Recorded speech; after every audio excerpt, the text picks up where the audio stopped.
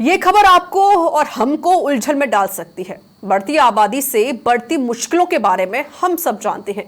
सरकार भी आबादी को नियंत्रित करने के लिए कई दशकों से बड़ा बजट खर्च करती आ रही है, लेकिन क्या आपको इसका अंदाजा है कि आबादी नियंत्रित करने के प्रयास हमारे लिए आने वाले वक्त में मुश्किल भी खड़ी कर सकते हैं?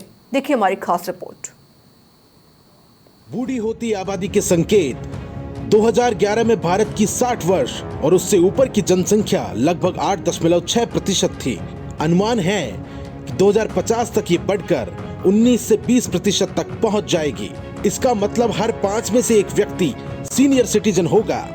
भारत को दुनिया का सबसे युवा देश कहा जाता है, जहां 65% आबादी 35 साल से कम उम्र की है।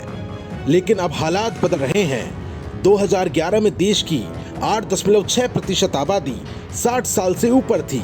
वहीं अनुमान है कि 2050 तक ये बढ़कर 20% तक पहुंच जाएगी, यानी हर 5 में से एक भारतीय बुजुर्ग होगा। भारत में प्रजनन दर में गिरावट। कुल प्रजनन दर 1990 के दशक में 3.4 थी, जो अब 2 के पास। आबादी स्थिर रखने के लिए टोटल फर्टिलिटी रेट लगभग 2.1 होनी चाहिए। देश के कई राज्यों में TFR पहले ही औसत से नीचे जा चुकी।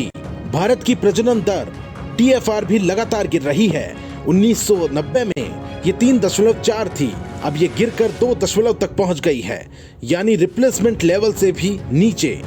इसका मतलब ये है कि अब भारत की जनसंख्या तेजी से स्थिर और फिर घटने की दिशा में जा रही है। केरल, तमिलनाडु, कर्नाटक, पश्चिम बंगाल जैसे राज्यों में TFR चिंताजनक रूप से नीचे जा रही है।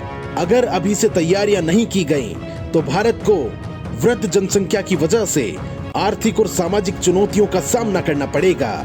लेकिन इस चुनौती को अवसर में भी बदला जा सकता है, जिसके लिए सबसे बड़ी जरूरत युवाओं की उत्पादकता बढ़ाने की जरूरत है।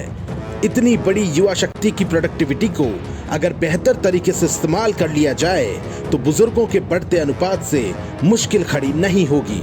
ब्यूरो रिपोर्ट, समाचार प्लस।